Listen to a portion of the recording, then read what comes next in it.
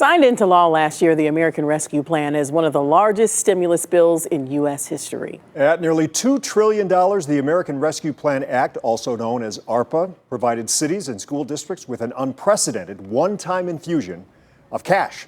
Public and charter schools in Northeast Ohio collectively received nearly $1 billion. But what are they doing with it, and how will your child benefit? News 5's Jordan Vandenberg takes an in-depth look at what school leaders describe as a tremendous opportunity and responsibility.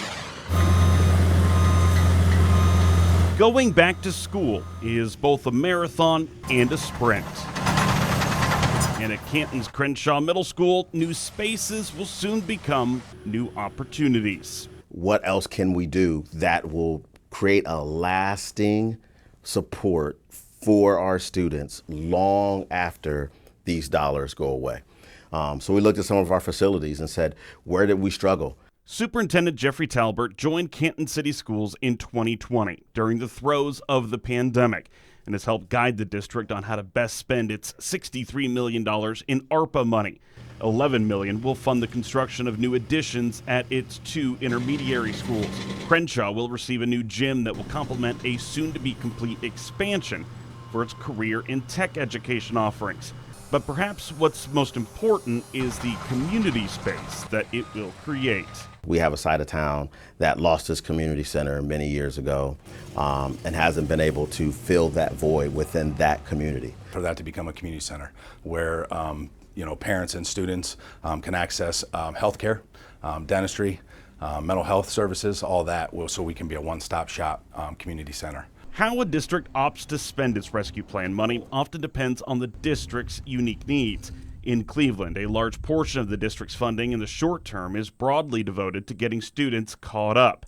That includes expanded online tutoring, as well as expanding the school day for kindergarten through 8th grade students to provide more time for art, music, and PE, as well as reading and math. Tremendous opportunity for school districts across the country, and particularly for us in Cleveland.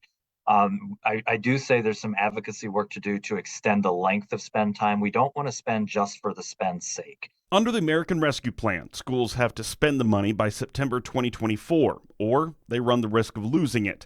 School leaders say that timeline, as well as a financial cliff that it could create, presents its own unique challenges. And I'm advocating for no new money, but the same money for a longer time so that we really do use this in the best possible way. I'm fearful that if not, you could see some school districts trying to spend just for spend's sake, and that's not a good use of our federal tax dollars. The unprecedented investment hasn't been seen before and may not happen again. That's why investing in tomorrow is just as important as investing in today. The federal government during this hard time invested in us. How do we use these monies in a manner that allows us to be able to continue our mission and move it forward past 2023? Jordan Vandenberg, News 5.